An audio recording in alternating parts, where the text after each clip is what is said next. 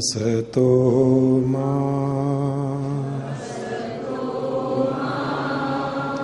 सद्गमय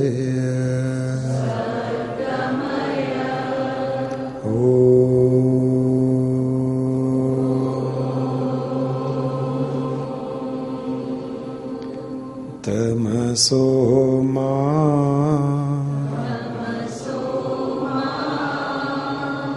ज्योतिर्गमय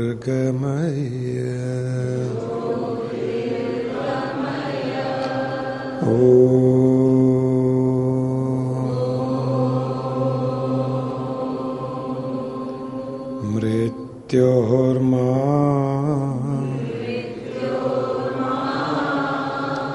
अमृतंगमय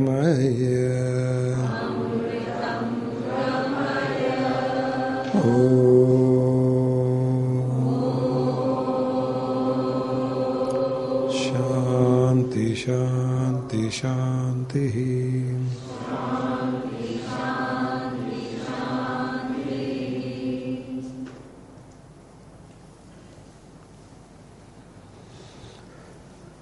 आप सबको नवरात्रि की शुभकामनाएं।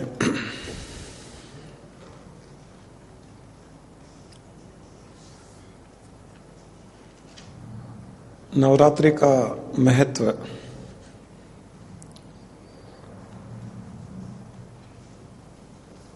और इसमें छुपे हुए रहस्य को अगर हम जान लें,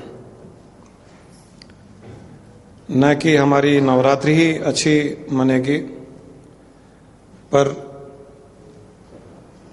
उसका लाभ हमें हमारे स्पिरिचुअल जर्नी में भी मिलेगा।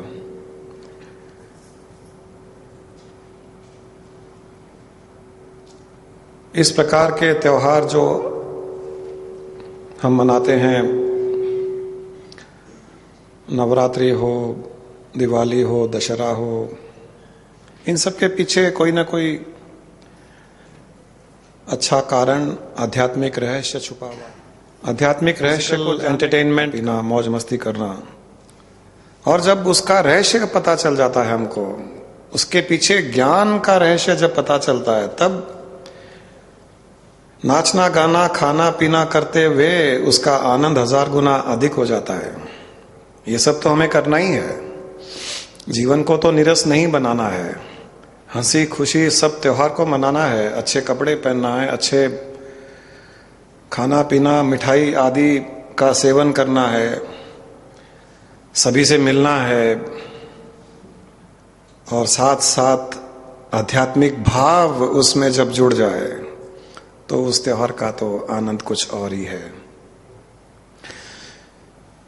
सृष्टि की उत्पत्ति से पहले कुछ नहीं था, शून्य था, या उसे हम कह सकते हैं कि केवल चेतना थी, कॉन्शियसनेस था, निराकार चेतना, सर्वव्यापक कॉन्शियसनेस, ओमनी प्रेजेंट कॉन्शियसनेस। सारी सृष्टि में निराकार रूप से, अदृश्य रूप से व्याप्त है। Consciousness is present, is omni present.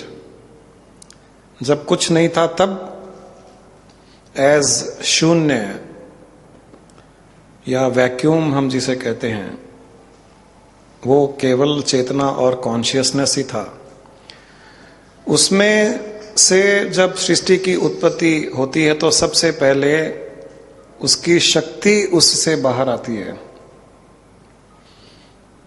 तो उस शून्य से उसकी शक्ति प्रकट होती है। किसी भी कार्य को करने में जो एनर्जी लगती है उसे शक्ति कहते हैं, वो एनर्जी है। और चूंकि शक्ति स्त्रीलिंग है तो इसे हम मां का नाम देते हैं या देवी का नाम देते हैं। उस एनर्जी को, उस शक्ति को जो कुछ क्रिएट कर सकती है, जो उसे सस्टेन कर सकती है, जो उसका विनाश कर सकती है, उस एनर्जी को, शक्ति को, चूंकि वो स्त्रीलिंग है, उसे देवी और मां का नाम दिया गया है। इसीलिए हमारी प्रार्थना में भी हम कहते हैं असतो मां सद्गमय, कि हे मां, हम उस शक्ति से प्रार्थना कर रहे हैं कि मुझे असत से सत की ओर ले जा, मुझे अज्ञान से ज्ञान के प्रकाश की ओर ले जा, मुझे मृत्यु से अमर तत्व की ओर ले जा। हम उन शक्तियों को प्रार्थना कर रहे हैं मां के नाम से। नवरात्रि में देवी के नाम से उन शक्तियों को जाना जाता है। तो जब सृष्टि की उत्पत्ति होती है तो सबसे पहले उस शून्य अवस्था में से उसी की शक्ति प्रकट होती है जो सृष्टि की रचना रच सके। उसमें सृष्टि की रचना रचने की शक्ति होती है, वो शक्ति प्रकट होती है। उस शक्ति में सबसे पहले एक इच्छा जागृत होती है कि मुझे सृष्टि की रचना रचनी है। तो सबसे पहले इच्छा शक्ति जागृत होती है। हमारे जीवन में भी देख लीजिए आप, हम कुछ भी करते हैं, हमें कुछ भी करना है, सबसे पहला कदम, सबसे पहला स्टेप इच्छा का होता है, desire. There is always a desire to create. Whenever we want to create something, the first step is to have a desire. So सबसे महत्वपूर्ण, सबसे इंपॉर्टेंट है इच्छा शक्ति, द पावर ऑफ डिजायर। तो उसमें इच्छा शक्ति जागृत होती है कि सृष्टि की रचना रचनी है। इच्छा शक्ति के पश्चात उस इच्छा को कार्यान्वित करने के लिए, एक रूप आकार, एक रिजल्ट देने के लिए क्रिया करनी पड़ती है, एक्शन में लाना पड़ता है, एक्शन में आना पड़ता है। हमारे मन में एक इच्छा जागृत हो गई कि मुझे ये काम करना है, फिर हम उस काम के पीछे क्रिया को जोड़ देते हैं। तो दूसरी शक्ति जो उत्पन्न होती है वो होती है क्रिया शक्ति।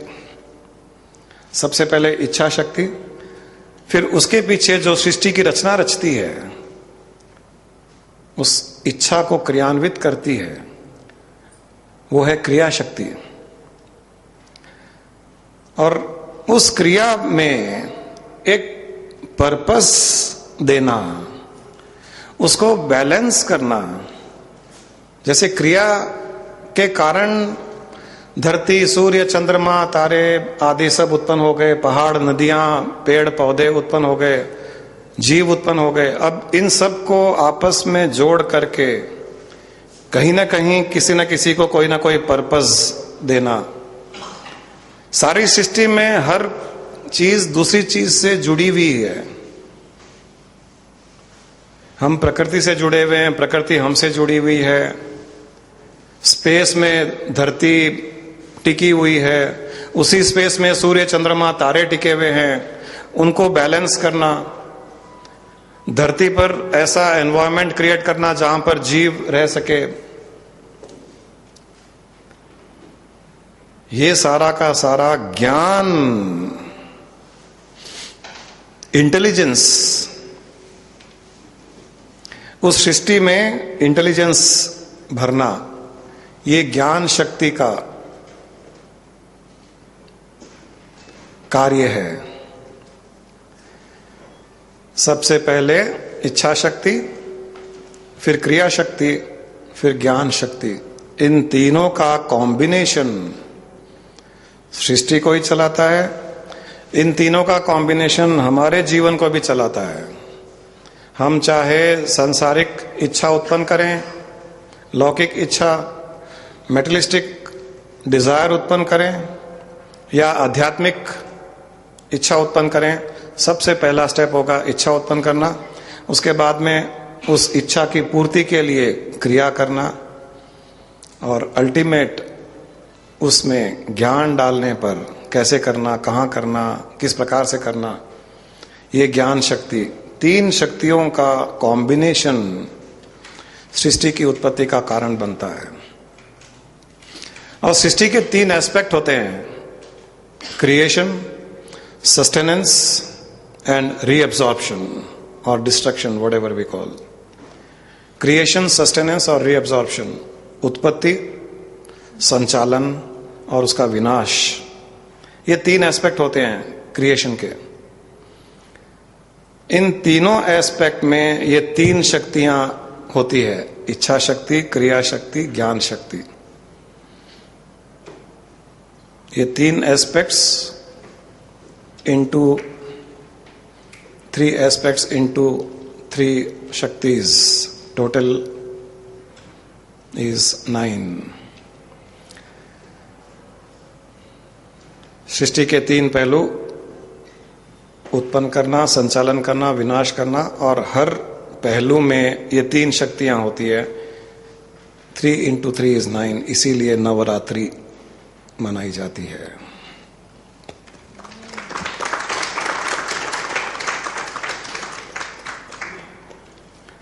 ये सृष्टि का एक सीक्रेट है। ब्रह्मांड का सीक्रेट, पिंडांड का भी यही सीक्रेट है, हमारी सृष्टि का भी यही सीक्रेट है। हम कुछ भी करते हैं, इच्छा उत्पन्न करते हैं, फिर उसका संचालन करते हैं, तो उसकी क्रिया को करना पड़ता है। क्रिया में हम इन्वॉल्व होते हैं, तो पहले हम इच्छा करते हैं, फिर इन्वॉल्व होते हैं, फिर ज्ञान के द्वारा उससे वापस हम मुक्त होते हैं। तो इस प्रकार से नवरात्रि का इंपॉर्टेंस है।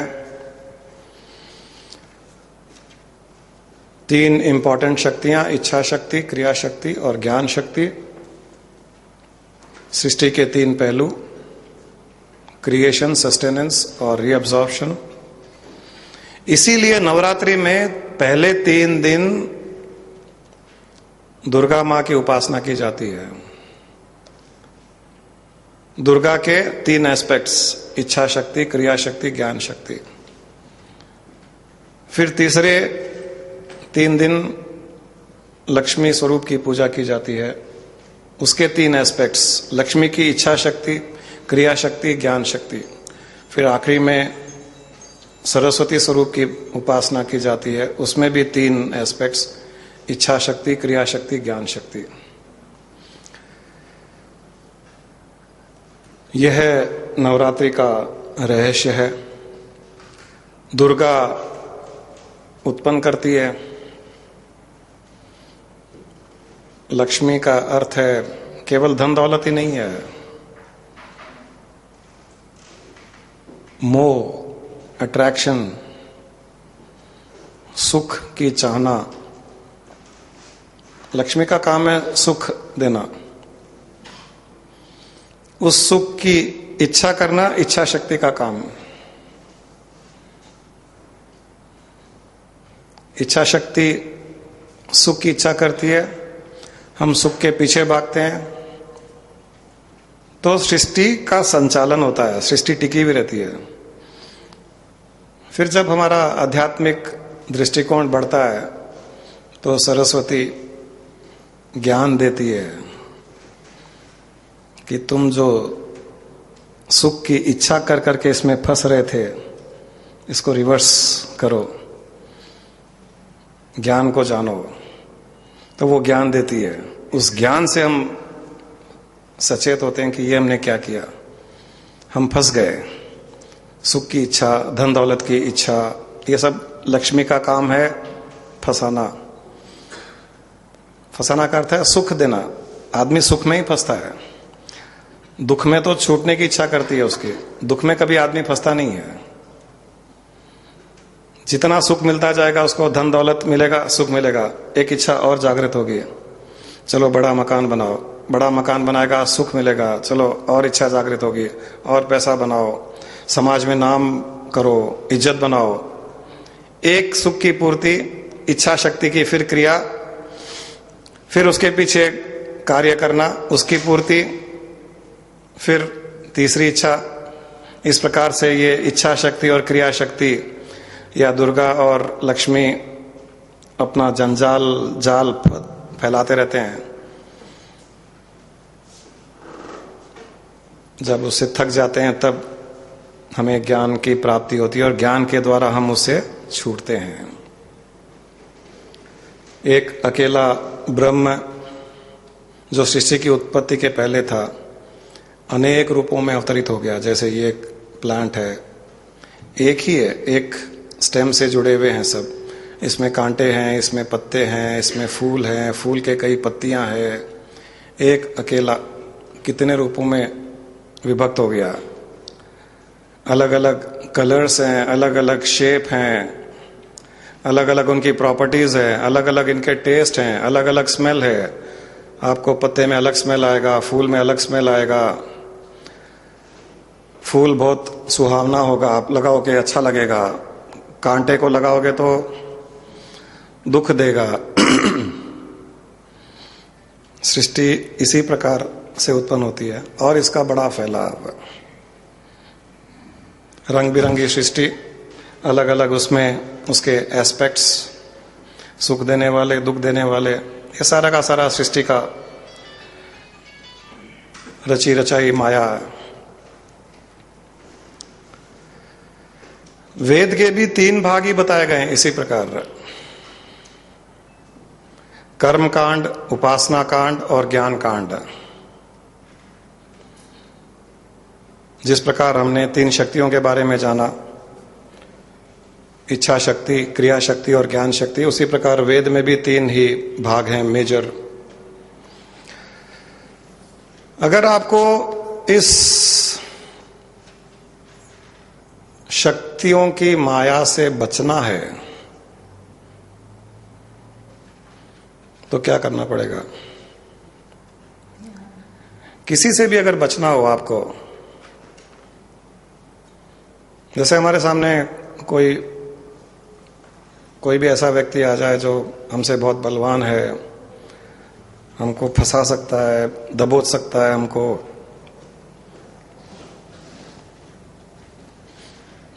तो उसे बचना हो तो क्या करना पड़ेगा? हाँ उससे अगर झगड़ा करोगे, लड़ाई करोगे, वो जाने देगा जब जाओगे ना गुरु की शरण में तो वो तो सामने खड़ा है। उससे अगर बचना हो आपको,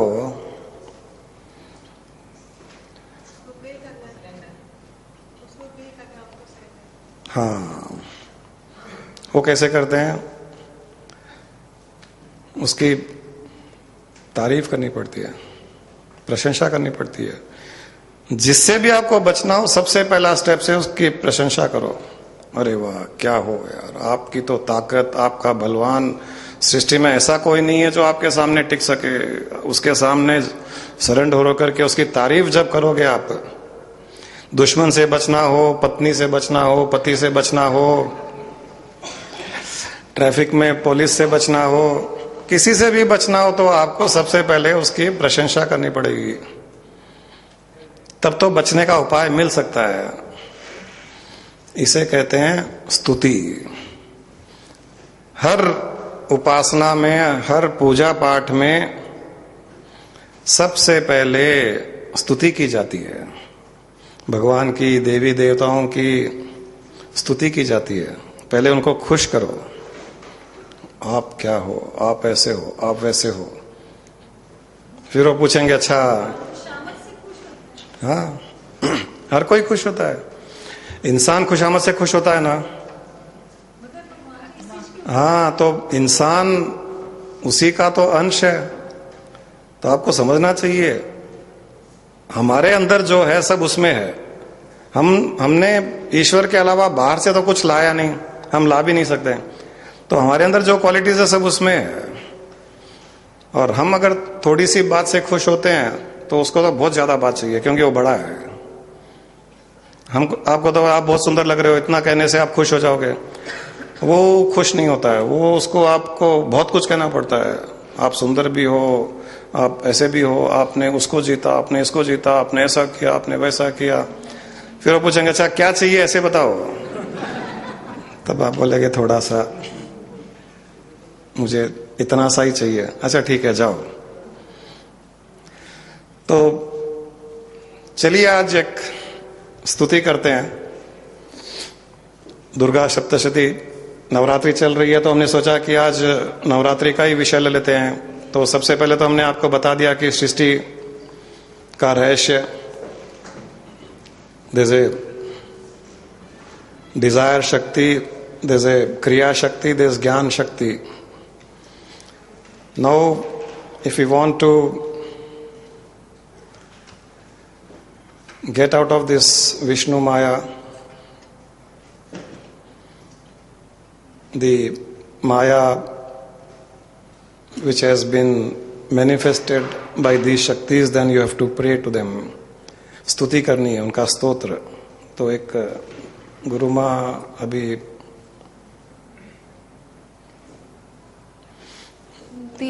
मंगला काली भद्रकाली कपालिनी दुर्गा क्षमा शिवा धात्री स्वाहा स्वधा नमस्तुते. रूपं देहि जयं देहि यशो देहि दिशो जहि महिषासुरनिःशभक्तानां सुगेदु नमः. रूपं देहि जयं देहि यशो देहि दिशो जहि रक्तबीज देवी चण्डमुण्ड विनाशिनी. रूपं देहि जयं देहि यशो देहि द्विषो जहि शुभस्य निभुशुभस्य धूम्रक्ष्य च मर्दनी. रूपं देहि जयं देहि यशो देहि द्विषो जहि वन्दिता दृग्देवी सर्वसौभाग्यदायिनी. रूपं देहि जयं देहि यशो देहि द्विषो जहि विदेहि देवी कल्याण विदेहि परां श्रियं. रूपं देहि जयं देहि यशो देहि द्विषो जहि रूपं देहि जयं देहि यशो देहि द्विषो जहि विद्यावन्त्यश्वसन् लक्ष्मीवञ्जनकरु. रूपं देहि जयं देहि यशो देहि द्विषो जहि प्रचण्डेत्य दर्पग्ने चण्डिके प्रणताय मे. रूपं देहि जयं देहि यशो देहि द्विषो जहि चतुर्भुजे चतुर्वक्संस्तुते परमेश्वरी. रूपं देहि जयं देहि यशो देहि द्विषो जहि कृष्णे संस्तुते देवी शब्दवक्ता सदाम्बिके.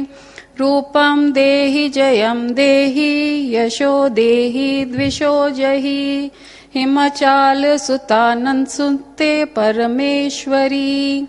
रूपं देहि जयं देहि यशो देहि द्विषो जहि पत्नी मनोरमा देहि मनोवृत्तासुरानीं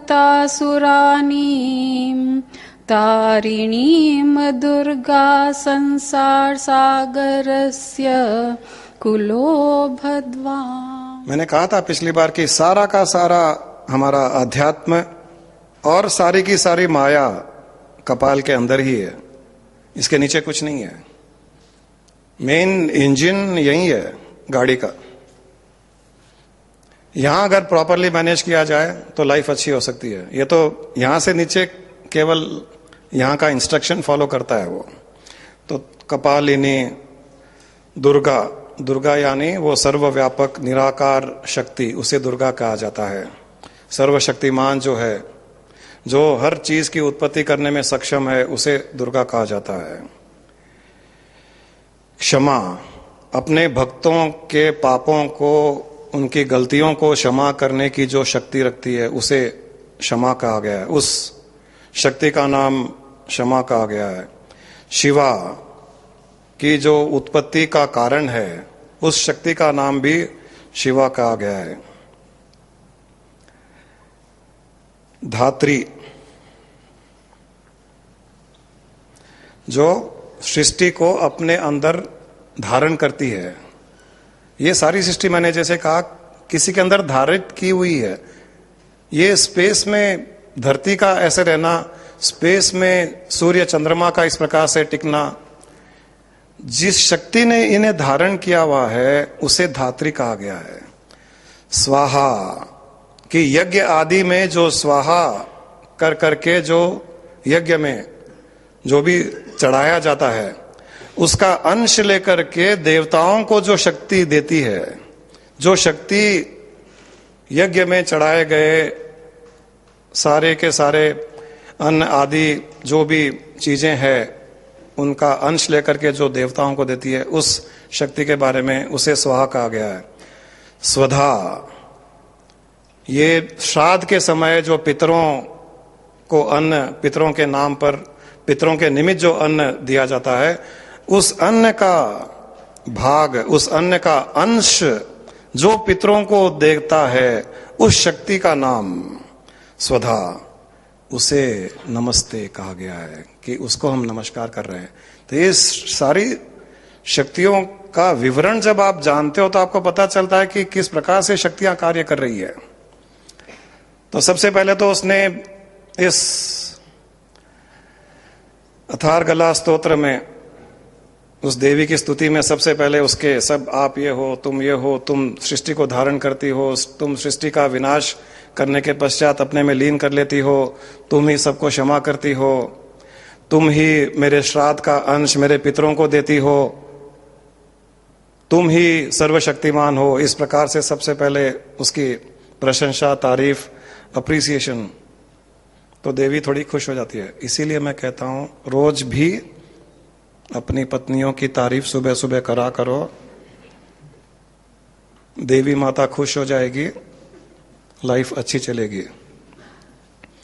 इस देवी को अगर दुखी किया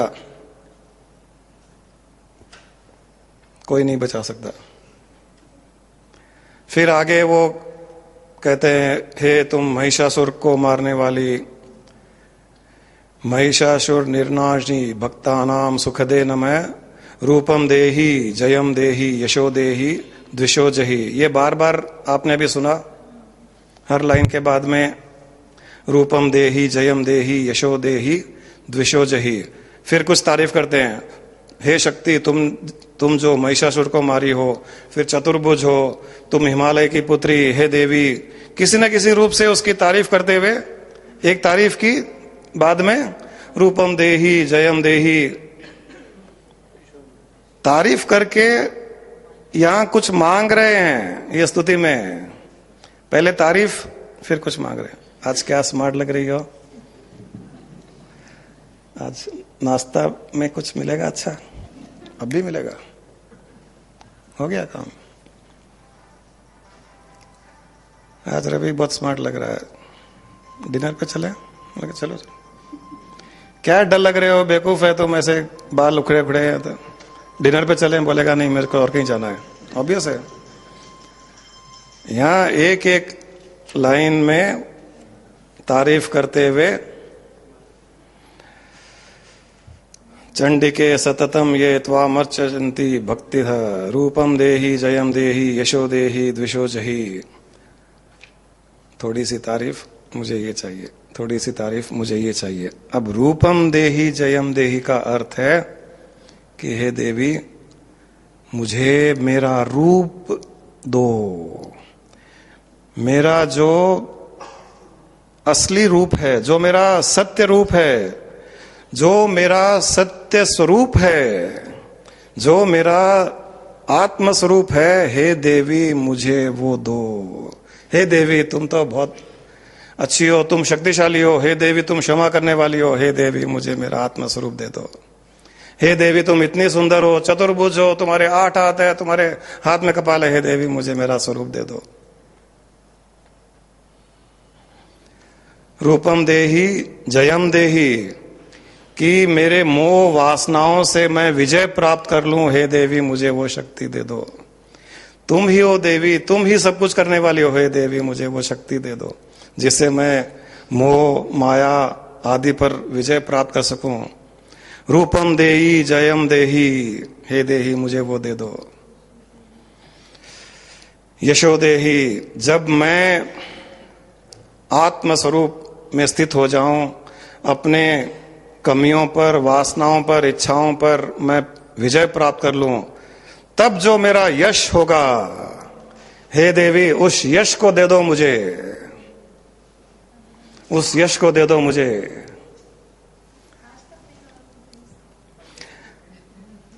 रूपम देहि जयम देहि यशो देहि द्विषो जहि। हे देवी, द्वेष भावनाएं, काम, क्रोध आदि पर मैं विजय प्राप्त करूं, वह शक्ति मुझे दे दो। तो यहां पर ऐसा आता है कि हे देवी, जो भी मेरे अंदर कमियां है, खराबियां है, नेगेटिविटी है, द्वेष भावनाएं हैं, दुश्मनी की भावनाएं हैं, एनमिटी है, हेट्रेड है, उन सब पर विजय प्राप्त करने की शक्ति मुझे दो और मेरे आत्मस्वरूप को मुझे दो। मैं मोह माया से उड़ जाऊं, ऊपर उड़ जाऊं, उन पर विजय प्राप्त करूं, वो विजय शक्ति दो और फिर मेरा यश हो, वो शक्ति मुझे दो। तो स्तुति में ये इस प्रकार से स्तुति की जाती है। स्तुति के पीछे भी कहीं ना कहीं सेल्फिश इंटरेस्ट है, कोई दिक्कत नहीं है, क्योंकि ये शुद्ध भावना है। इस सेल्फिश इंटरेस्ट में कोई दोष नहीं है। तो इस प्रकार से स्तुति का अर्थ अब आप जब जान गए हो, आपको अब पता चला कितना भाव है इसमें भयंकर। हम शक्तियों की प्रार्थना कर रहे हैं कि तुम ही वो सब कुछ करने वाली, तुम क्षमा करने वाली, सृष्टि को उत्पन्न करने वाली, चलाने वाली, उसका विनाश करने वाली, तुम कुछ भी कर सकती हो। प्लीज आत्मस्वरूप दे दो मुझे, प्लीज मेरी मोह माया से फाइट करने की शक्ति दे दो, प्लीज मेरे अंदर नेगेटिविटी खत्म करने की शक्ति दे दो। तुम कुछ भी कर सकती हो, प्लीज मुझे इतना दे दो। तुम कितनी सुंदर लग रही हो, प्लीज इतना दे दो मुझे। तुम तो महिषासुर के जैसे राक्षसों को मार चुकी हो, थोड़ा सा दे दो ना मुझे। यह स्तुति का मत। इस भाव से स्तुति कीजिए, इस भाव से रोज स्तुति कीजिए। पैरेटिंग नहीं करनी है। मैं वही कहता हूं कि आप सालों से स्तुति को करते आ रहे हो, अगर उसका अर्थ का पता नहीं है तो उसका कोई अर्थ नहीं निकलेगा, उसका रिजल्ट ही नहीं निकलेगा, पैरेटिंग हो जाएगा। वो तो एक तोता भी करता है। ऐसे लोगों को जानता हूं जो 50-50 साल से सप्तशती का पाठ कर रहे हैं, स्तुति कर रहे हैं, फिर आगे जो मंत्र जाप है देवी का वो भी कर रहे हैं, अर्थ का पता नहीं है, इसके लिए उसका रिजल्ट नहीं मिलता है। हमने जो संडे किया था, मैं फिर वो करवाना चाहता हूं। अब यहां से हमारी स्पिरिचुअल जर्नी आगे बढ़ती है। पहले तो हमने साइंस जान लिया, विज्ञान जान लिया कि सृष्टि की उत्पत्ति में 3 तरह की शक्तियां कार्य करती है, इच्छा शक्ति, क्रिया शक्ति, ज्ञान शक्ति। इन्हीं शक्तियों को अलग अलग नाम दे दिया गया है। दुर्गा हो, जगदम्बा हो, काली हो, चंडी हो, सब अलग अलग नाम दे दिया गया है उनको। इनकी आराधना की जाती है, फिर उनकी स्तुति कर उनसे शक्तियां मांगी जाती है। अब फाइनल सीक्रेट इस जो हमने संडे किया था, कई लोग नहीं होंगे, एक मेडिटेशन भी हो जाएगा और इसके बाद में इसका सीक्रेट भी आपको पता चलेगा। या देवी सर्वभूतेषु, या देवी सर्वभूतेषु विष्णु मायेति शब्दिता, विष्णु मायेति शब्दिता। नमस्तस्यै नमस्तस्यै, नमस्तस्यै नमस्तस्यै, नमस्तस्यै नमो नमः, नमस्तस्यै नमो नमः। या देवी सर्वभूतेषु, या देवी सर्वभूतेषु चेतनीत्यभिधीयते, चेतनविधीयते। नमस्तस्यै नमस्तस्यै, नमस्तस्यै नमस्तस्यै, नमस्तस्यै नमो नमः, नमस्तस्यै नमो नमः। या देवी सर्वभूतेषु, या देवी सर्वभूतेषु बुद्धिरूपेण संस्थिता, बुद्धिरूपेण संस्थिता। नमस्तस्यै नमस्तस्यै नमस्तस्यै नमस्तस्यै नमस्तस्यै नमो नमः नमस्तस्यै नमो नमः या देवी सर्वभूतेषु या देवी सर्वभूतेषु निद्रारूपेण संस्थिता निद्रारूपेण संस्थिता नमस्तस्यै नमस्तस्यै नमस्तस्यै नमस्तस्यै नमस्तस्यै नमो नमः नमस्तस्यै नमो नमः या देवी सर्वभूतेषु या देवी सर्वभूतेषु क्षुधारूपेण संस्थिता क्षुधारूपेण संस्थिता नमस्तस्यै नमस्तस्यै नमस्तस्यै नमस्तस्यै नमस्तस्यै नमो नमः नमस्तस्यै नमो नमः या देवी सर्वभूतेषु या देवी सर्वभूतेषु छायारूपेण संस्थिता छायारूपेण संस्थिता नमस्तस्यै नमस्तस्यै नमस्तस्यै नमस्तस्यै नमस्तस्यै नमो नमः नमस्तस्यै नमो नमः या देवी सर्वभूतेषु या देवी सर्वभूतेषु शक्तिरूपेण संस्थिता शक्तिरूपेण संस्थिता नमस्तस्यै नमस्तस्यै नमस्तस्यै नमस्तस्यै नमस्तस्यै नमो नमः नमस्तस्यै नमो नमः या देवी सर्वभूतेषु या देवी सर्वभूतेषु तृष्णारूपेण संस्थिता तृष्णारूपेण संस्थिता नमस्तस्यै नमस्तस्यै नमस्तस्यै नमस्तस्यै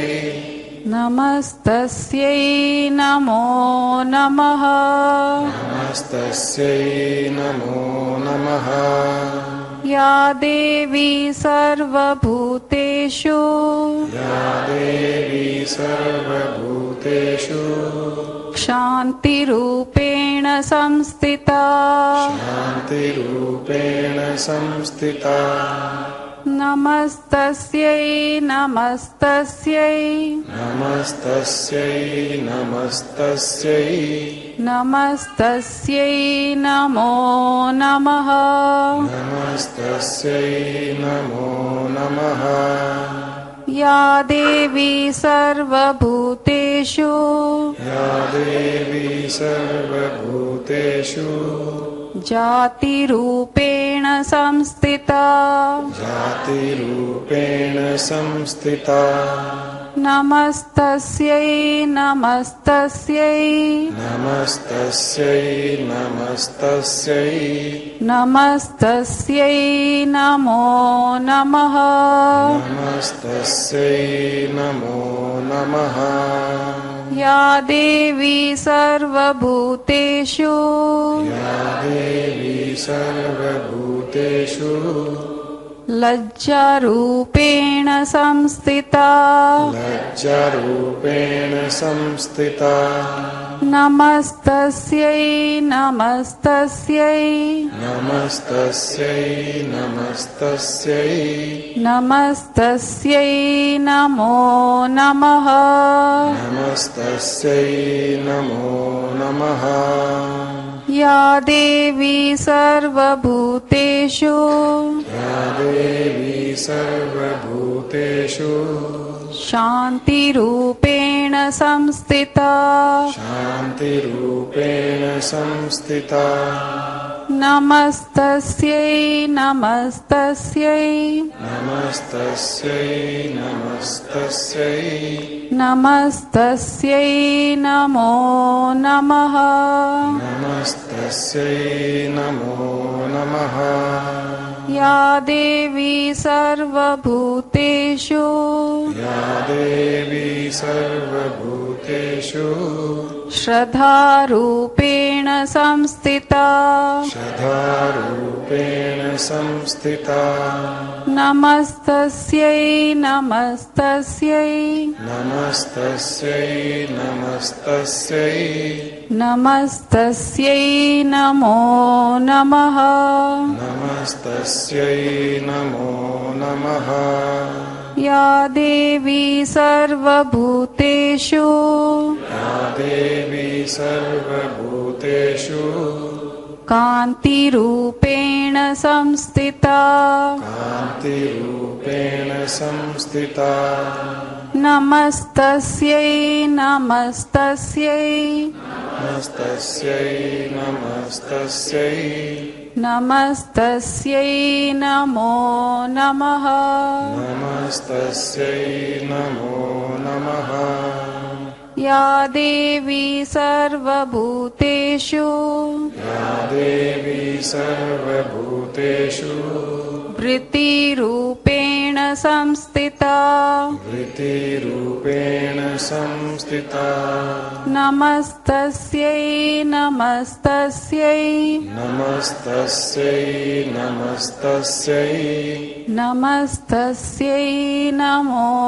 नमः नमस्तस्यै नमो नमः या देवी सर्वभूतेषु या देवी सर्वभूतेषु स्मृतिरूपेण संस्थिता स्मृतिरूपेण संस्थिता नमस्तस्यै नमस्तस्यै नमस्तस्यै नमस्तस्यै नमस्तस्यै नमो नमः नमस्तस्यै नमो नमः या देवी सर्वभूतेषु या देवी सर्वभूतेषु दयारूपेण संस्थिता दयारूपेण संस्थिता नमस्तस्यै नमस्तस्यै नमस्तस्यै नमस्तस्यै नमस्तस्यै नमो नमः नमस्तस्यै नमो नमः या देवी सर्वभूतेषु या देवी सर्वभूतेषु तुष्टिरूपेण संस्थिता तुष्टिरूपेण संस्थिता नमस्तस्यै नमस्तस्यै नमस्तस्यै नमस्तस्यै नमस्तस्यै नमो नमः नमस्तस्यै नमो नमः या देवी सर्वभूतेषु या देवी सर्वभूतेषु मातृरूपेण संस्थिता मातृरूपेण संस्थिता नमस्तस्यै नमस्तस्यै नमस्तस्यै नमस्तस्यै नमस्तस्यै नमो नमः नमस्तस्यै नमो नमः या देवी सर्वभूतेषु या देवी सर्वभूतेषु भ्रान्तिरूपेण संस्थिता भ्रान्तिरूपेण संस्थिता नमस्तस्यै नमस्तस्यै नमस्तस्यै नमस्तस्यै नमस्तस्यै नमो नमः नमस्तस्यै नमो नमः। इसका अर्थ पता है किसी को?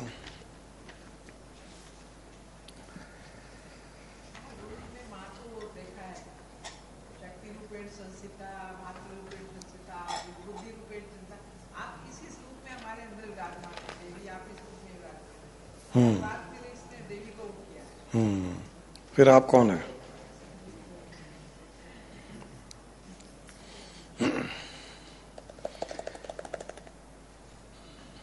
इसमें अभी जो हमने चैंट किया उसमें कंप्लीट एनलाइटनमेंट है, उसमें मोक्ष है, उसी में मुक्ति है। इससे बढ़ करके मुक्ति, मोक्ष, एनलाइटनमेंट है ही नहीं।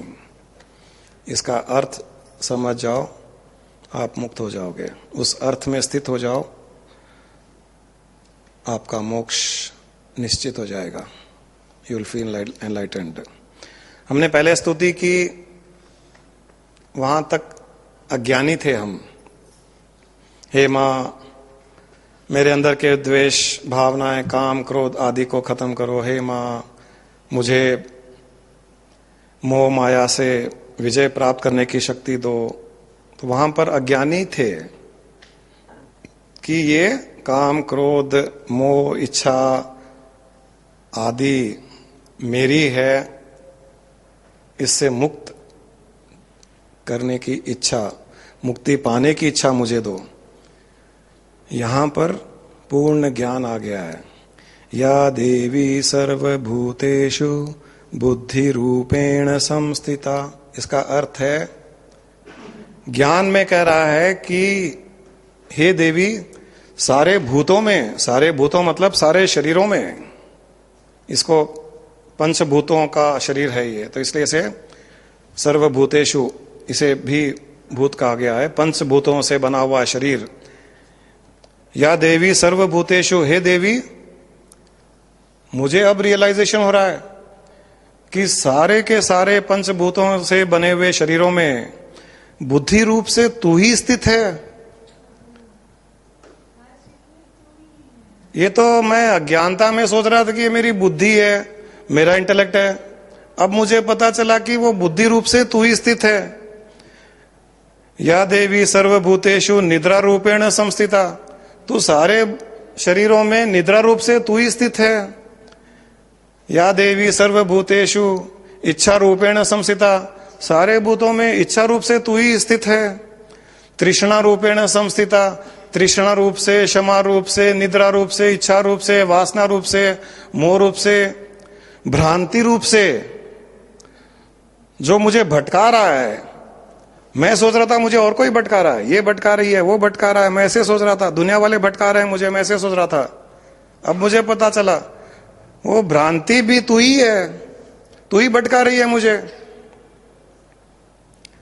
जो सारे शरीरों में ये सब बुद्धि, इंटेलेक्ट, भ्रांति, शांति, क्षमा, तू ही स्थित है। तब प्रश्न आता है कि मैं कौन हूं? जब बुद्धि मैं नहीं हूं, शरीर मैं नहीं हूं, इच्छा मैं नहीं हूं, भ्रांति मैं नहीं हूं, वासना मैं नहीं हूं, निद्रा मैं नहीं हूं, खाना मैं नहीं खाता हूं, मैं कौन हूं? तब वो देवी कहती है, इनके अलावा जो बच गया वो तू है।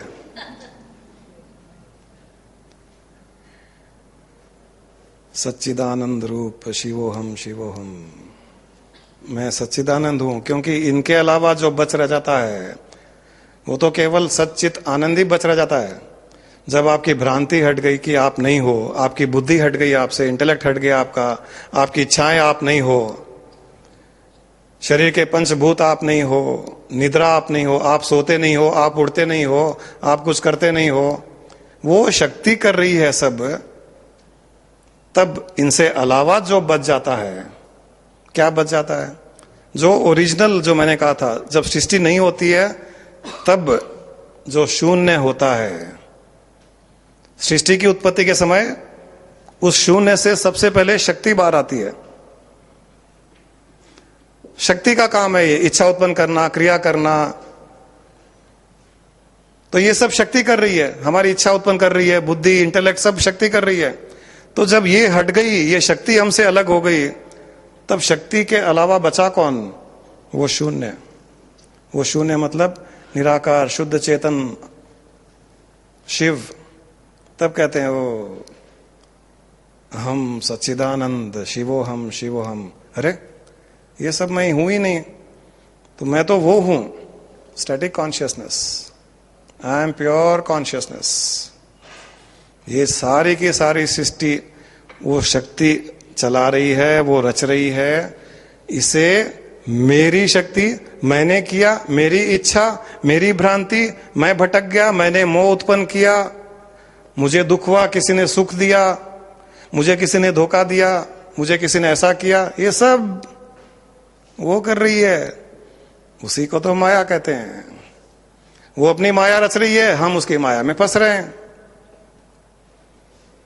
जब ये ज्ञान हो जाता है कि ओ ये तो माया रची जा रही है, तब आदमी उसमें उलझता नहीं है, फंसता नहीं है, हट जाता है। ओ हे माँ, हे देवी, तुमको जो माया रचनी है रच लो, मैं तो इन सब से निसंग हूं, मैं हूं ही नहीं ये सब। ये तो तुमने ही कह दिया कि ये सब तुम ही हो सब भूतों में। मुझे किसी ने थप्पड़ भी मारा, वो तुम ही हो। जिसने मुझे गाली दी, वो भी तुम ही हो। मैं तो हूं ही नहीं ये सब, मैं तो शुद्ध चेतन सच्चिदानंद शिव हूं। ये ज्ञान मिलते ही आपका एनलाइटनमेंट हो गया, मुक्ति हो गई, मोक्ष हो गया, कुछ बचा ही नहीं फिर।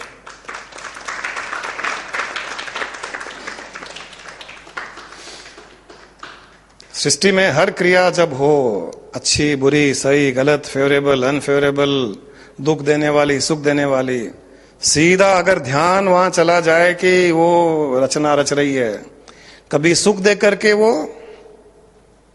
हमको लुभा रही है, कभी दुख दे करके भ्रांति पैदा कर रही है, कभी धोखा दे करके दुश्मनी करवा रही है, उसी समय ये भाव आ जाना चाहिए, हाँ उसका खेल खेल लो। तब ये श्लोक पढ़ लेना, हे देवी सर्वभूतेषु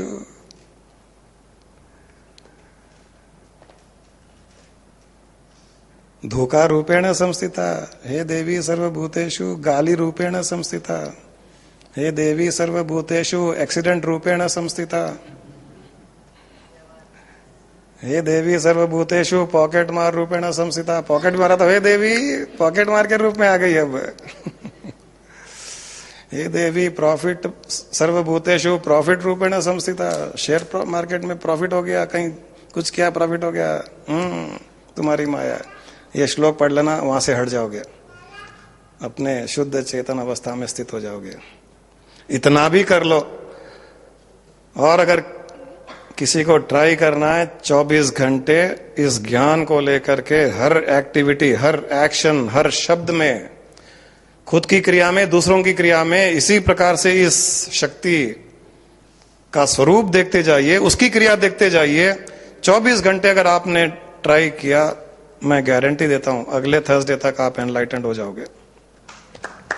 इससे ज्यादा टाइम चाहिए ही नहीं। अगले थर्सडे आप कहोगे कि मैं पूर्ण मुक्त हूं। ये जो हम 10% 20% हम एफर्ट डालते हैं, हमारी पिछली बार भी बात हुई, हम जो थोड़ा बहुत प्रयास करते हैं, थोड़ा ध्यान करते हैं, थोड़ा निधिध्यासन करते हैं, थोड़ा चिंतन मनन करते हैं, 10% 20%, इसमें कुछ नहीं होने वाला है। 10% 20% तो आप एफर्ट डाल रहे हो, और 80% वो माया अपना एफर्ट डाल रही है। तो अभी भी 80% ही शक्तिशाली है, 10-20% को तो दबोच लेगी वो। सुबह 1 घंटा ध्यान करोगे, 2 घंटा ध्यान करोगे, बाकी 20 घंटे 22 घंटे, और वो दबोचने के लिए क्या करेगी? 2 घंटा ध्यान आप करोगे, आपको थोड़ा सा दबोचने के लिए, पकड़ने के लिए इंट्यूशन पावर दे देगी। जाओ, तुम जो सोचोगे वो काम हो जाएगा। मैं रोज ध्यान करता हूं, आजकल तो जो सोचता हूं काम होता है। गए, फंस गए। अब ध्यान पर नहीं रहा, ध्यान इस पर शिफ्ट हो गया कि आजकल जो सोचता हूं काम हो जाता है। और थोड़ा ध्यान किया तो वाक सिद्धि, चलो तुम जो किसी को कुछ कहोगे वो पूरा हो जाएगा। अच्छा जाओ, तुम्हारा काम हो जाएगा। वो आके बोलेगा सर काम हो गया, आपने बोला काम हो जाएगा। हाँ, अंदर अच्छा लगता है, फिर फंस गया। ऐसे करके वो फंसाती रहती है, माया फैलाती रहती है। तो इसलिए वो 10% 20% एफर्ट में complete enlightenment, complete spiritual state कभी नहीं मिलेगा। 1000 जन्मों में भी ट्राई कर लीजिए, कुछ नहीं मिलेगा। 7 दिन में ये ज्ञान को लेकर के निधि ध्यान कर लीजिए, 7वें दिन आपको एनलाइटनमेंट मिल जाएगा। बुद्धा को भी 6 साल साधना की जंगल में, इतनी कड़ी साधना की कि बुद्धा केवल स्केलेटन रह करके रह गया। वो 6 साल के एंड में जो 2 पांव पे चलता था 4 पांव पे चल रहा था बुद्धा। खुद को बोलता है कि ये साधना 6 साल तक मैंने इंसान से जानवर होने के लिए करी क्या? मैं 2 पैर पे जंगल में आया था और इतना वीक हो गया कि 2 पैर पे खड़ा नहीं रह पा रहा है बुद्धा। 6 साल की कड़ी साधना के एंड में 2 पैर पर खड़ा नहीं रह पा रहा है, दोनों हाथों का भी सहारा लेकर के चल रहा है, रेंग रहा है।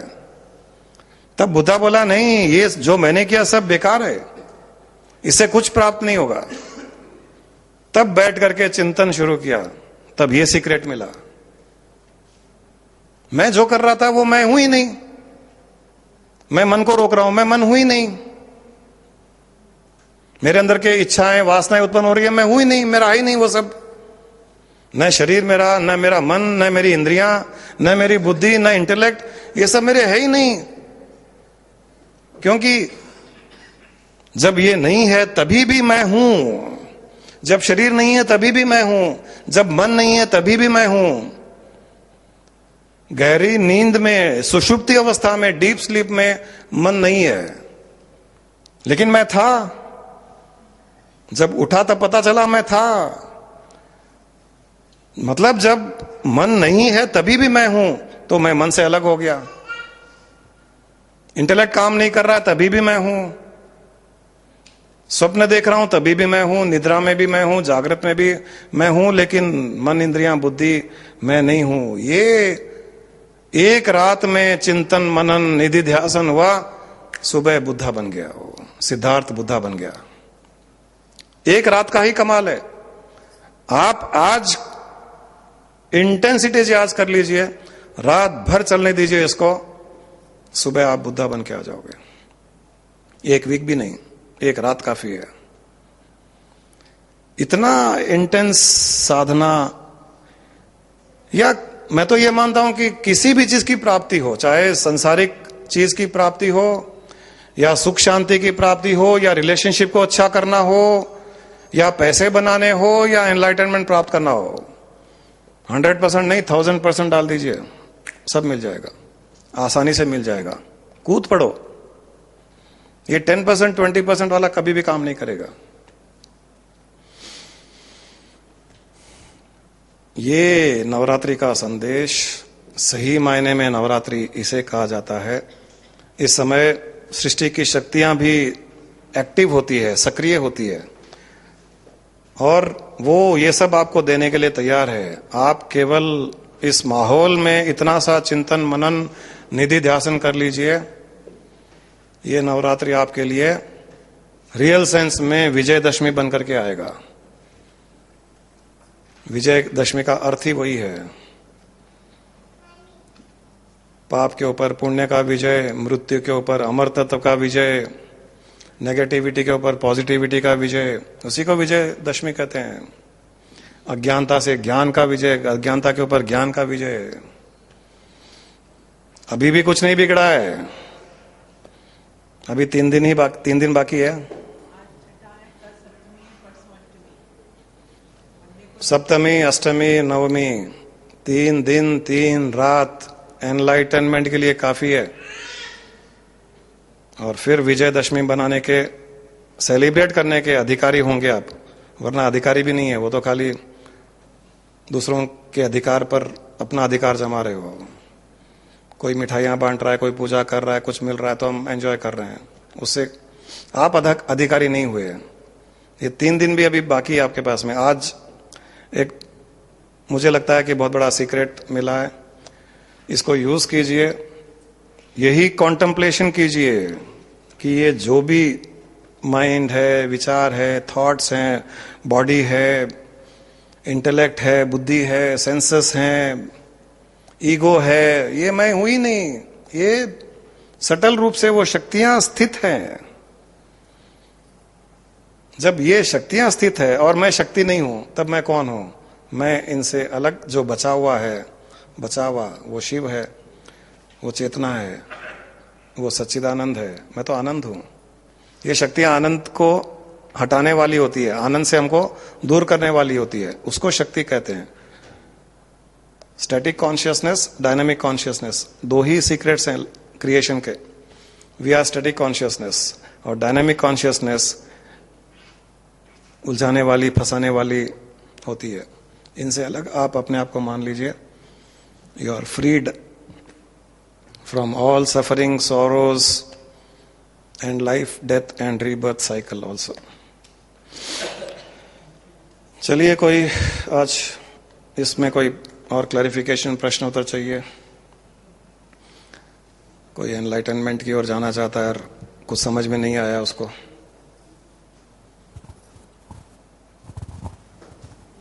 सर जी नमस्ते। इस मुक्ति के बारे में 10 दिन पहले मेरे बड़े भाई गुजर गए, तो पर्सनल क्वेश्चन पूछना चाहता हूँ। हमने यहाँ पे आके कर्म कांड से काफ़ी दूर हो गए हैं, अब मेडिटेशन ये सब चले गए हैं, तो कर्म कांड करना होता नहीं है। तो ये 12 दिन जो किया जाता है, हमने वो कर छोड़ के 3 दिन में सब कुछ खत्म कर दिया। पंडित को खिलाने वगैरह के बदले गरीबों को खिलाना, दान करना, इन सब चीज़ों को फॉलो किया। तो जो रिश्तेदार हैं, उसमें कुछ रिश्तेदार ने किया कि नहीं, ऐसे मुक्ति नहीं मिलेगी, ये सब करना ही चाहिए। तो मन के मेरे नहीं, मेरे भाई की बेटियां भी आई हुई हैं, ये भोपाल और अकोला से, तो उनके मन में एक कोने में था कि क्या ऐसा होता है, क्या करना जरूरी है क्या, जबकि वो पूरा मान रही है कि ये सही है। तो मैं आपके विचार जानना चाह रहा था, कुछ समझ में आया उनको? आपके कुछ करने या न करने से उसकी मुक्ति नहीं होगी, ऐसा कुछ नहीं होता है। वो तो ऑलरेडी मुक्त हो गया। वो जैसे शरीर छोड़ा, शरीर से नहीं, शरीर के संबंधियों से भी मुक्त हो गया। हम जब तक शरीर में है और जब तक शरीर को अपना मानते हैं,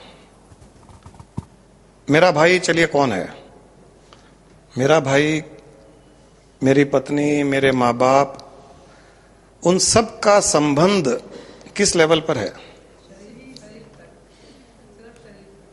शरीर तक ही सीमित है। ये शरीर माँ बाप के शरीर से उत्पन्न हुआ, इस शरीर ने कुछ औरों को उत्पन्न किया। मेरे माँ बाप से और शरीर उत्पन्न हो गए, जिसे हम भाई बहन कह देते हैं। एक से शादी कर ली, वो पति पत्नी हो गए, उनके कारण दूसरे बच्चे पैदा हो गए। सारे शरीर से ही शरीर उत्पन्न हो रहे हैं। इनका संबंध जब तक शरीर है तभी तक है। जैसे ही शरीर छूट गया, उसका संबंध उसके शरीर से तो छूट ही गया। जब उसके खुद के शरीर से संबंध छूट गया, तो दूसरे संबंधी कैसे रहे उसके? उसका शरीर जल करके नाश हो गया या खत्म हो गया, उसका संबंध छूट गया, तो उस शरीर से संबंधित दूसरे शरीर, वो तो उसके रह ही नहीं सकते। वो तो उससे मुक्त है, पहले से ही मुक्त है वो। ये सब क्रिया कर्म, मैंने पहले भी कहा है कि जब एक सोसाइटी में ऑर्डर नहीं था, लोग मनमानी कर रहे थे, कई अधर्म के काम कर रहे थे, गलत काम चल रहे थे, साधु संतों ने कुछ ऐसे कर्म कांड बना दिए जिससे जनरल पब्लिक, मासेस को एक ऑर्डर मिल जाता है। हमको पैदा होता है जब ऐसे करना है, मरता है तो ऐसे करना है, पूजा पाठ ऐसी करनी है, एक ऑर्डर दिया जाता है। जब आप उससे ऊपर चले जाते हो, तब ये सब का कोई अर्थ नहीं रहता है। और ज्ञान के दृष्टिकोण से तो बहुत क्लियर ही है। जब मेरा शरीर नहीं रहा, तो मेरे शरीर से संबंधित दूसरे शरीर तो मेरे रह ही नहीं सकते। ये इसीलिए किया जाता है कि हम एक मानते हैं कि मेरा कर्जा है। चले, मेरे माँ बाप ने मुझे पैदा किया, मेरे दादा दादी ने मेरे माँ बाप को पैदा किया, मेरे माँ बाप ने मुझे पैदा किया, तो जो परिवार के लोग चले गए, तो उन्होंने हमको इस संसार में भेजा, एक कर्जा है उनकी तरफ। तो उनके जाने के पश्चात भी जब हम श्राद्ध करते हैं, तो हमारी भावना पहुंचती है उस सोल तक। वो इसलिए नहीं कि वो मैं उसका भाई था, बेटा था, बाप था। हम जब भावना से करते हैं तो हमारी भावना उसे पहुंचती है, और उस भावना के कारण वो जहां पर भी है, वो शरीर में भी हो सकता है, बिना शरीर के भी हो सकता है, उसको वहां पर कुछ सुख शांति मिलती है। आपको तो, हमको ये भी पता नहीं है कि हमारे पितर कहां पर है। हो सकता है हमारे पास में ही बैठे हैं, हमारे घर में ही होंगे, हमारे बच्चे, हमारे पोते किसी न किसी रूप में हमारे घर में ही होंगे। हम उनका श्राद्ध कर रहे हैं और वही श्राद्ध जो हम उनके लिए कर रहे हैं वो खुद खा रहे हैं वहां बैठे हुए।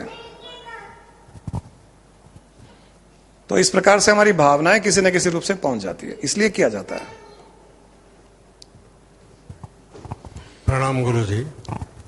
Just now, what I could understand from Guruji's preaching at one point of time, without understanding the sloka or without understanding that prayer, we are not going to get the result.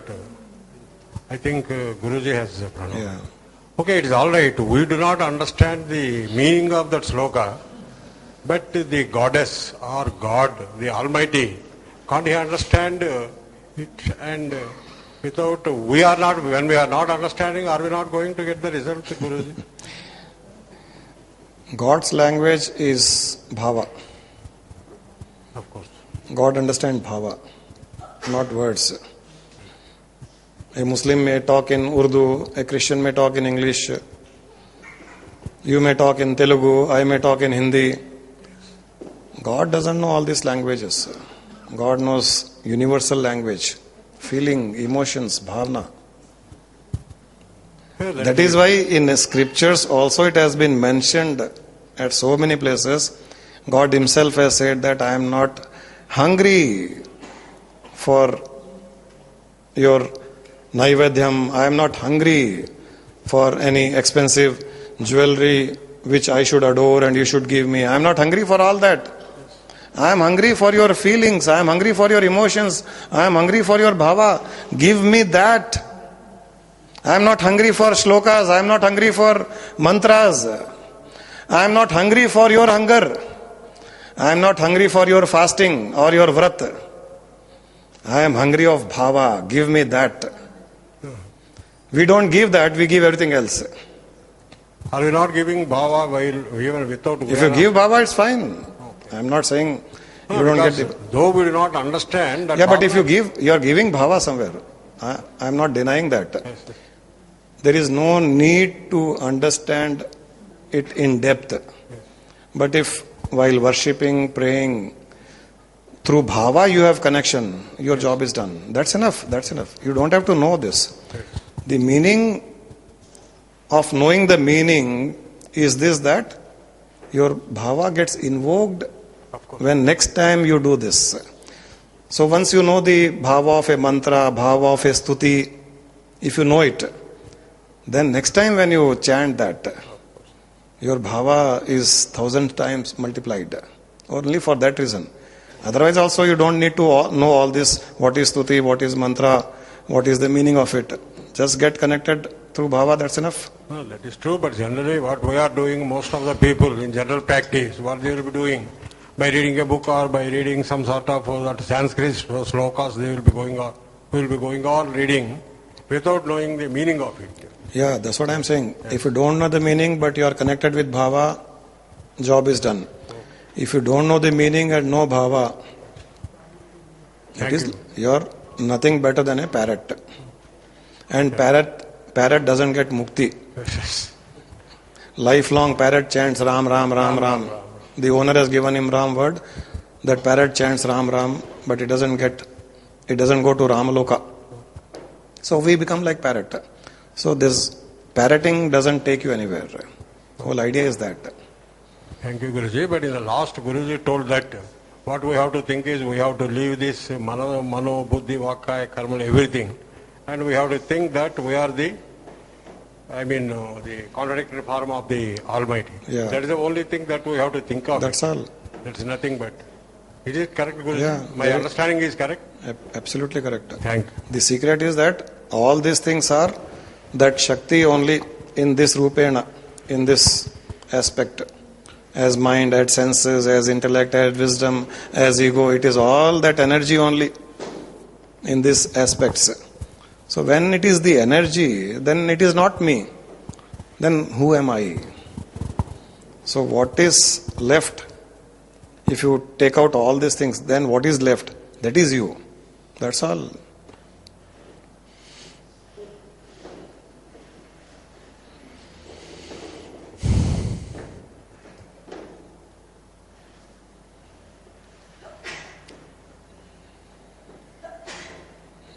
क्या हुआ, सब enlightenment हो गया क्या सबका? मौनी बाबा बैठे हैं यहाँ सब, मौन धारण कर लिया है क्या विशाल? आज चलो, तुमको बहुत दिन हो गए। Guruji, I think that without knowing the meaning, it is difficult to get that bhava. उसीलिए मीनिंग बताया, Meaning is a must, actually. उसीलिए मीनिंग बताया। मीनिंग से भावा डेवलप हो जाता है। कभी कभी कोई होते हैं भावना वाले हैं, ऐसा नहीं है। कोई चैंट कर रहे हैं या कुछ पढ़ रहे हैं या कुछ भी कर रहे हैं, उनको मीनिंग नहीं पता हो रहा है, लेकिन कहीं ना कहीं भावना से वो जुड़ जाते हैं, तो भी काम हो जाता है। लेकिन मीनिंग मालूम होने से बहुत इजी हो जाता है, खास करके इंटेलेक्चुअल लोगों को। औरतों को नहीं चाहिए, इनके पास ऐसे ही भावना कूट कूट के भरी होती है। ये सब ये कबड्डी के इस साइड वालों लोगों के लिए है वो। प्रणाम गुरु। शक्ति के सामने तो राक्षस रहते और भक्त रहते। राक्षस तो एग्नेस्ट में खड़े रहते। इससे पहले मैं एग्नेस्ट में कुछ डिटेल में जानना बोले तो प्रश्न करके वो जानना चाहता था, मगर आज माता को 3 बार भक्त बन के नमस्तस्य नमस्तस्य नमस्तस्य जैसा लगा, क्योंकि आप इतना सिंप्लीफाइड करके उसको बताया तो वो चेंज हो गया। तो आपको भी 3 बार धन्यवाद धन्यवाद धन्यवाद निकला दोस्तों।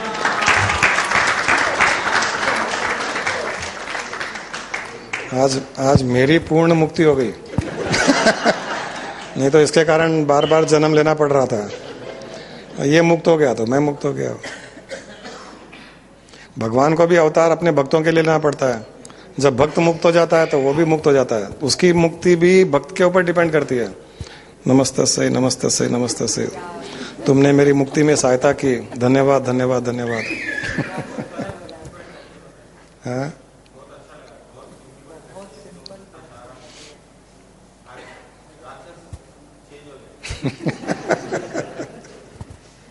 नमस्ते गुरुजी, मैं ये मंत्र बहुत सालों से सुन रही हूँ। मुझे नहीं पता इसका मतलब क्या है, मगर कभी भी सुनती हूँ मेरा ध्यान लग जाता है। मुझे नहीं पता था, आज तक नहीं पता था इसका मतलब ये है। वो वैष्णो देवी से टेलीकास्ट, डायरेक्ट टेलीकास्ट आता सुबह, तो मैं रोज सुनती थी और सुनते सुनते मेरा ध्यान लग जाता था। इतना सुंदर वो अनुभव होता था उसमें, मगर मुझे अब तक नहीं पता था कि इसका ये मतलब होता है। ध्यान लगने से अच्छे अनुभव तो हो जाते हैं, मन शांत हो जाता है, क्योंकि किसी भी मंत्र का उद्देश्य यही है कि मन को शांत करना। तो वो तो हमको अच्छा अनुभव लगता ही है, बट अर्थ मालूम होने के पश्चात हमारी खाली शांति का अनुभव नहीं, मुक्ति का अनुभव भी हो जाता है, नेक्स्ट लेवल। और वो मेरे को सुन सुन के इतना कि मुझे याद हो गया पूरा।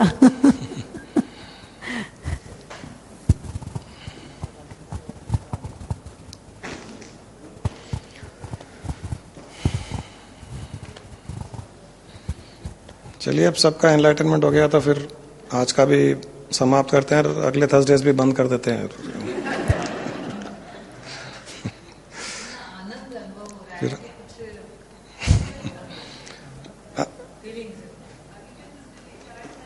वही चल रहा है। ये क्या हो गया है? हथौड़ा मार दिया। Good.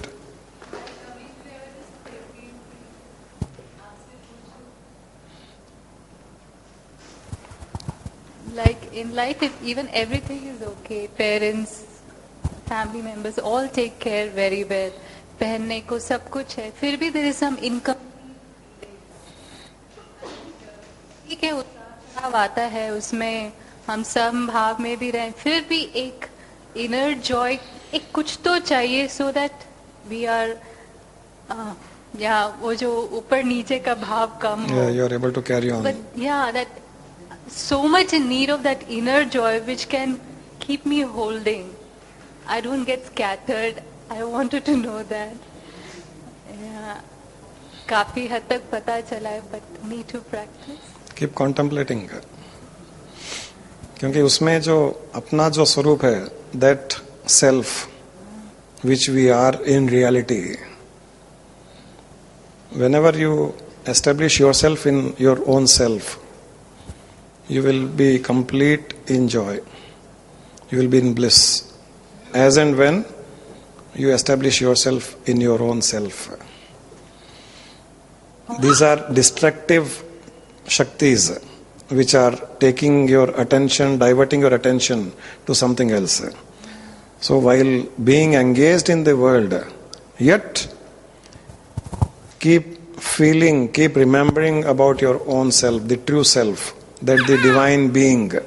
You are the divine being, you are the formless, you are the consciousness, and everything else is the primordial energy which is active. So that which is active is not you. That which is completely inactive is you. So don't get entangled into that which is active and trying to attract your attention. This much, if you are cautious enough, you will always be in joy, irrespective of the peaks of high, low, good, bad situations. You will remain in an equilibrium state. This is the only secret. Guruji, that static energy, how did it create such a dynamic energy with such a opposite nature? That's its nature. It is there within.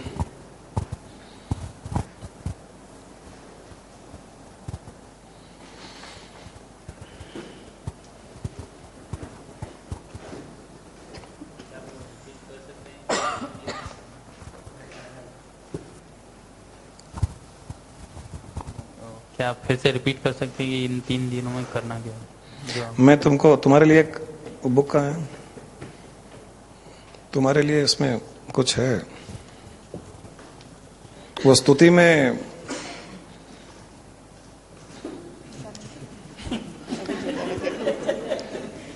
स्तुति पत्नी वाला।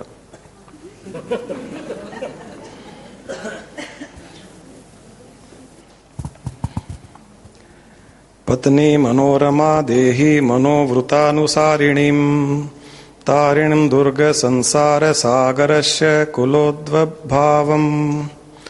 कि हे देवी, ऐसी पत्नी दो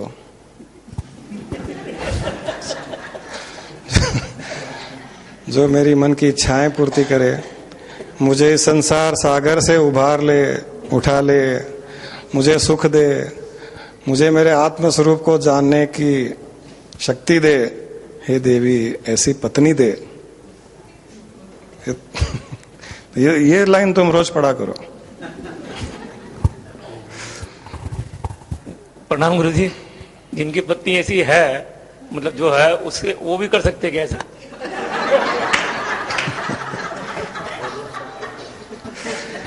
जिनकी पत्नी ऐसी है, जिनकी पत्नी है उसको मतलब, हाँ वो भी कर सकते हैं। नहीं, आपको एक और पत्नी चाहिए या उसी पत्नी में एक बदलाव चाहिए? उसी के लिए। देखिए, कई बार हम कर कुछ रहे हैं, नहीं। भावना और कुछ है, तो वो एक और पत्नी भी दे सकता है। नहीं, या उसी पत्नी को एक नई पत्नी में बदलाव कर सकता है, उस पत्नी का वो कर सकता है। तो तुम ऐसे बोलो, या देवी, उसी पत्नी को नई पत्नी जो मुझे संसार सागर से उबार दे। ऐसे थोड़ा सा इसमें मॉडिफाई करना पॉसिबल है। जैसे कहा कि भावना से मॉडिफाई कर सकते हो, बहुत क्लियरली इसमें लास्ट में यही दिया है, ऐसे लोगों के लिए, सभी के लिए। और वैसे भी बता दूं, जहां पत्नी दुख देती है वो भी उसकी कृपा के कारण ही है। जब दुख दी तब तुम यहाँ आए, नहीं तो तुम भी यहाँ नहीं आते। और बाकी सब भी किसी ने और पत्नियों को भी ला रहे हैं कि चलो सुनो कुछ तो।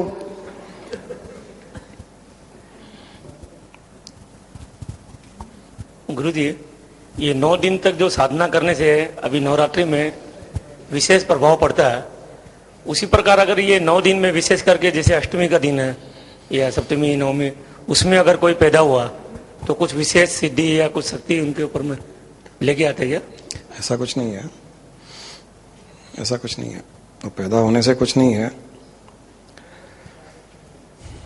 पैदा होना तुम्हारे हाथ में नहीं है, मरना तुम्हारे हाथ में नहीं है, बीच में क्या बनना है वो तुम्हारे हाथ में है। सबसे खराब दशा में पैदा होने वाला भी ऋषि बन सकता है,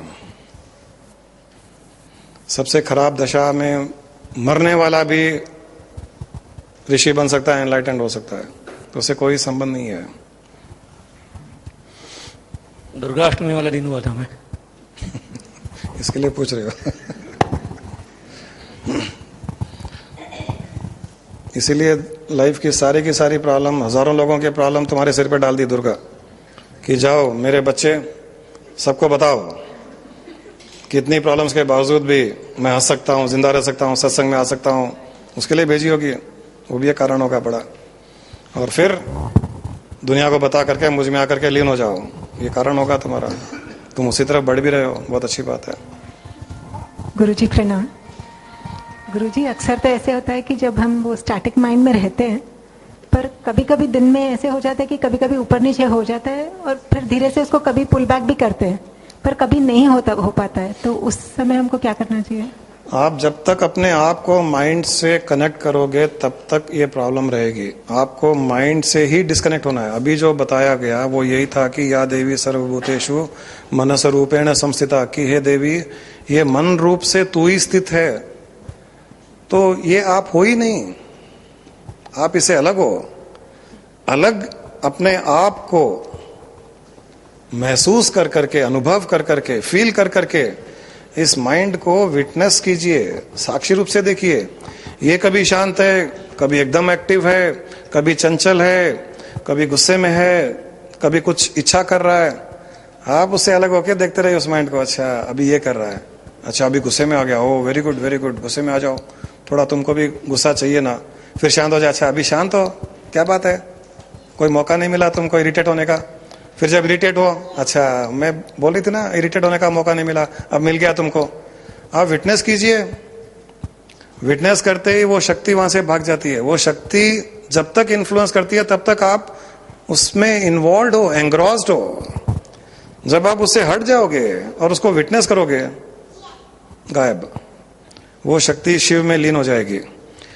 तो जब तक अपने आप को अपने माइंड से आइडेंटिफाई करोगे, हर एक्टिविटी से आप आइडेंटिफाई करोगे, तब तक ये आपके वेव्स लाइफ में चलते रहेंगे। तो उठा पटक चलती रहेगी। आपको तो समुद्र के वेव्स नहीं, समुद्र के डेप्थ में रहते हुए वेव्स को विटनेस करना है। उसको बोलते हैं कि मैं इन सब से हट करके वो निराकार शिव बन गया, मुझे पता चल गया मैं स्टैटिक कॉन्शियसनेस हूं और ये सब डायनामिक कॉन्शियसनेस के काम है। तो समुद्र के नीचे रहते हुए अपने वेव्स को देखिए। वेव्स में और समुद्र के डेप्थ में फर्क नहीं है, दोनों एक ही चीज है। यट वेव्स के रहते हुए नीचे शांत है, वैसे ही हम होते हैं। तो मैं आपको वेव से हटा करके नीचे ले जाने की कोशिश कर रहा हूं। ये छोटा सा प्रैक्टिस है, थोड़े दिन प्रैक्टिस कीजिए इसको इस प्रकार से। माइंड खुश हो या दुखी हो, उसको विटनेस कीजिए, तब आप उस वेव से हट करके डेप्थ में चले जाओगे। सिंपलेस्ट तरीका है इन्फ्लुएंस से बचने का, माइंड के इन्फ्लुएंस से बचने का सिंपलेस्ट। और आप चाहोगे कि माइंड ही ऐसा हो जाए तो बहुत डिफिकल्ट है, बहुत मेहनत करनी पड़ेगी। इस जन्म में तो करनी पड़ेगी, अगले 100 200 400 जन्मों में और करनी पड़ेगी। और हर जन्म में अगर वो राजू जी आपके साथ होंगे तो और ज्यादा 200-400 और जन्म एक्स्ट्रा मेहनत करनी पड़ेगी। अभी आप राजू जी को देखते हो तो विटनेस ही करते हो ना। वो सो रहे हैं तो आप देखते हो कितने अच्छे सो रहे हैं, उठ के डांस कर रहे हैं तो आप देखते हो अच्छा डांस कर रहे हैं। कभी गुस्से में तो अभी क्या बात है, गुस्से में आ गए। फिर प्यार करते तो अच्छा यही प्यार कर रहे हैं, यही गुस्सा कर रहे थे यही प्यार कर रहा है, वही अपना रूप बदल रहा है। एग्जैक्टली वैसे ही जो माइंड गुस्से में था वो अब शांत भी है। तो उसका तो नेचर ही है ये। जब आप उससे हट जाओगे, धीरे धीरे उसको विटनेस करते हुए अपने आप को दूर कर लोगे, तब जाकर के उसकी नेचर चेंज हो जाएगी। वो आसान है। और माइंड से आइडेंटिफाई करके अगर आप कोशिश करोगे उसकी नेचर चेंज करने की, इम्पॉसिबल है। ये एक बहुत बड़ा सीक्रेट है। नॉर्मली हम करते हैं, वही हम करते हैं। कई लोग मेडिटेशन में भी माइंड को रोकते हैं। मेडिटेशन में बैठ करके हम क्या करते हैं, मेडिटेशन में माइंड के थॉट्स को ही रोक रहे हैं। उसकी एक्टिविटीज को ही रोक रहे हैं। थोड़ी देर रुकता है, फिर कहीं ना कहीं थॉट जाता है, फिर रोकते हैं, फिर थॉट जाता है। यही काम कर रहे हैं हम, रोक रहे हैं वो जा रहा है, हम रोक रहे हैं वो जा रहा है।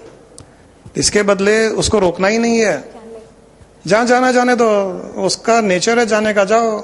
आप बैठे रहो, माइंड ऑफिस गया, माइंड बुटीक गया, माइंड ज्वेलरी के किसी एग्जीबिशन में चला गया, जाने दो, आपको क्या प्रॉब्लम है?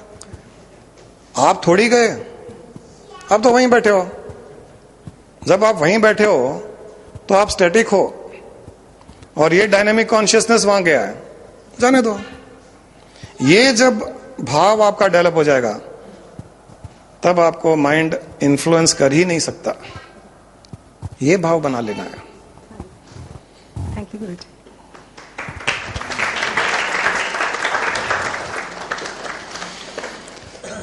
तो चलिए, आज आपको नवरात्रि का मुझे लगता है कि कुछ ना कुछ तो अच्छे सीक्रेट, मेरी ओर से नवरात्रि की शुभकामनाएं। अगले 3 दिनों में प्रयोग कीजिए इसी चीज का। आप एक कदम बढ़ाते हो तो वो शक्तियां 100 कदम बढ़ाती है, और इस पीरियड में तो वो इतनी एक्टिव है कि वो चाह रही है वो कि कोई ना कोई मेरी ओर बढ़े तो मैं उसकी ओर बढ़ूं। तो थोड़ा सा इंटेंस 100%, 200%, 500% डाल दीजिए, कूद पड़िए उसमें, तो बहुत कम समय में उसका रिजल्ट मिल जाएगा। और 10%, 20% करोगे तो हजारों जन्म लग जाएंगे। चॉइस इज योर्स, बट मैं चाहता हूं कि इसी जन्म में सब उस स्थिति को प्राप्त करें। आप सबको बहुत बहुत फिर से शुभकामनाएं।